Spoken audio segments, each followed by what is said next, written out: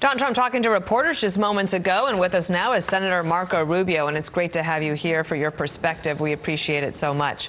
Thank you. Senator, one of the things that is just, as we mentioned to Byron York a moment ago, it's just baffling that President Biden hasn't said anything himself. You know him, you know politics, you know Donald Trump, you know there's a campaign going on. What do you think is going on here?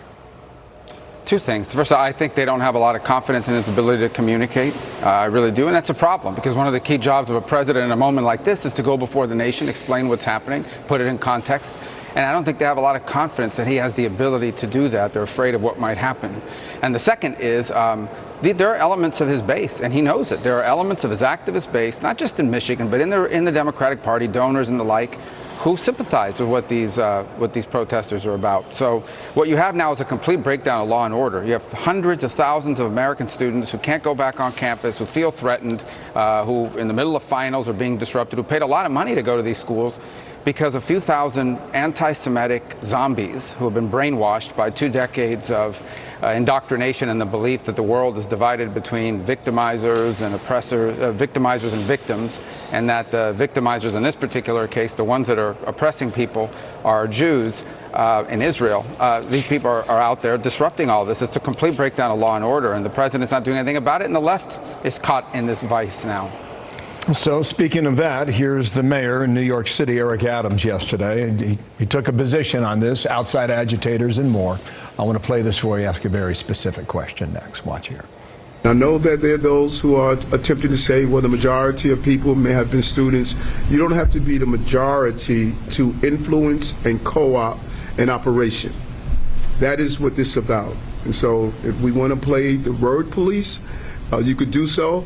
I want to play the New York City police. Okay. You've got that, and then you've got these agitators. Now, there's a piece in Politico suggesting that they have not provided enough proof about agitators coming in, citing 2 examples at Columbia. Where do you go when you're trying to figure out who is exerting the influence, Senator? Is it on the agitators who go in there and get the students all riled up? Or should the area of focus here shift to the students themselves? Look, we've been watching students be dragged out of this quad at UCLA for hours. I think they were all just about 19, 20, 21 years old. Dana, would you agree with that? I think I saw one woman in there. She looked to be maybe an African-American professor, didn't want her face to be shown. But for the most part, they were students who attend that school, whether undergrad or grad school. So where do we go on this? Well, the arrest reports will tell us something, but remember, professional agitators are people that are experts in not getting caught. They know how to structure this, and then they're the first ones when the police say it's time to go, they leave. They come back and do it again. I think the other thing that we need to ask is, plywood. I see a bunch of plywood set up. That stuff's expensive. Trust me, it's expensive. People go at Home Depot, try to buy some plywood. You'll see how much it costs. Someone is providing funds. This is not some organic movement. And I think they've picked key areas. It's not a coincidence that we're seeing the 2 ugliest demonstrations in New York and in LA, big metropolitan areas where you can, sort of meld into all of it. But the students have to be responsible for this. It's important to point out these students, even if you said everybody in those protests and everybody in these, they're not protests, and these riots and these mobs are students. Even if all of them were, it's a small percentage of the student body, but they're disrupting it for everybody else. But I do think, to go back to what the mayor said, look, and I think they did a great job, the NYPD. I think they did a great job by police in California as well, and we thank them for stepping in the line of duty on that regard.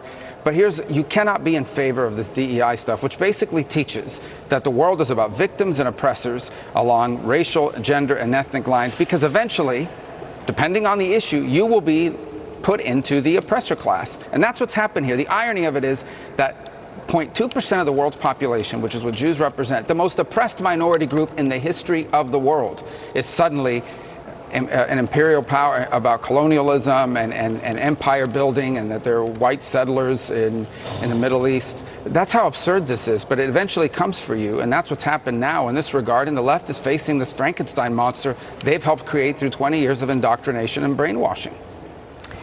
Senator Marco Rubio, thank you for joining us today on a busy day. We're talking politics, we're talking court, the president, and of course the Senate. Thank you. We appreciate your time. Thank you, Senator. Speak again. 10 minutes now before the